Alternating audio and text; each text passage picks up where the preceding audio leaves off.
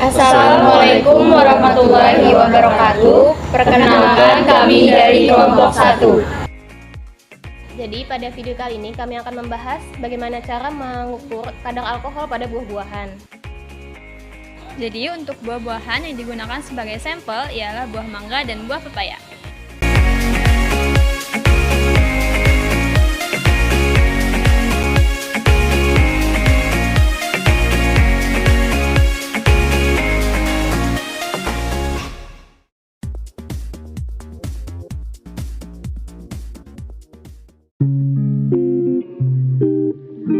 Percobaan ini dilakukan untuk mendeteksi apakah buah yang sudah difermentasi akan terdapat alkoholnya dengan cara memisahkan senyawa alkohol dengan air.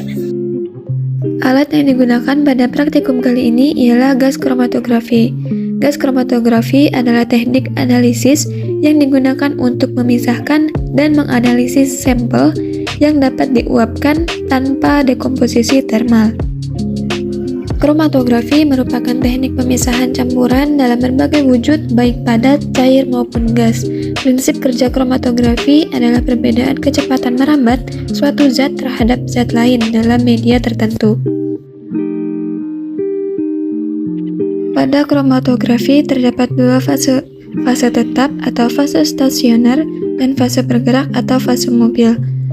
Fase tetap berupa padatan atau cairan. Fase ini akan menahan komponen campuran, adapun fase bergerak akan melarutkan zat komponen campuran.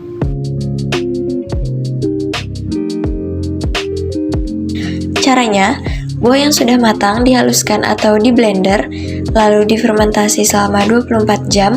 Setelah itu, buah yang sudah difermentasi tadi diambil dengan suntikan sebanyak 1 ml, lalu dimasukkan ke bagian sorben,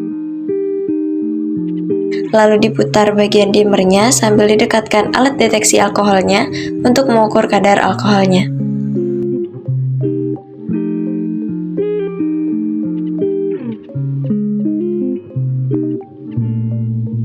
Hasil yang kami dapat dari praktikum ini yaitu nilai miligram per liter pada buah pepaya percobaan pertama sebesar 0,35, percobaan kedua sebesar 0,12, dan percobaan ketiga sebesar 0,39. Dan pada buah mangga percobaan pertama sebesar 0,57, percobaan kedua sebesar 0,13, dan percobaan ketiga sebesar 0,16.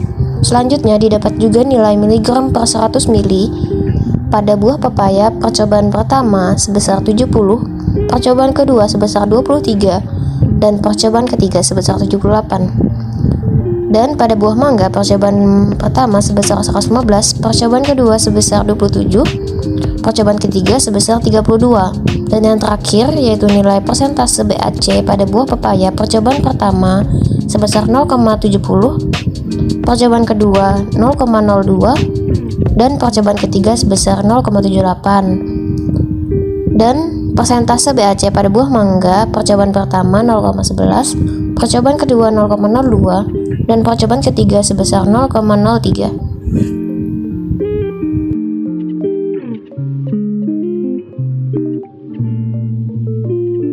Fermentasi adalah proses metabolisme yang menghasilkan energi dari gula dan molekul organik lain serta tidak memerlukan oksigen atau sistem transfer elektron.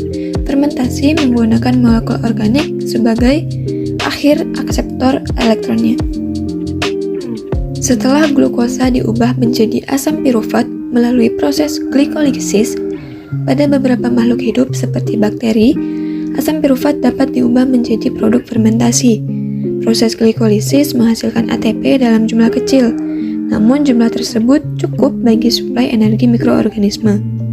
Selain ATP, proses glikolisis menghasilkan NADH atau NADPH2.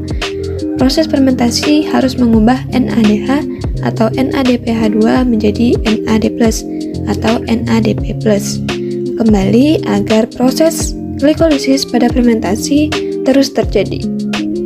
Fermentasi etanol juga disebut sebagai fermentasi alkohol yang merupakan proses biologi di mana gula seperti glukosa, fruktosa, dan sukrosa diubah menjadi energi seluler dan juga menghasilkan etanol dan karbon dioksida sebagai produk sampingan.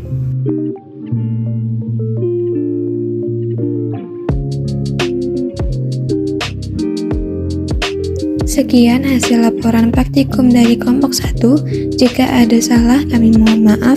Wassalamualaikum warahmatullahi wabarakatuh.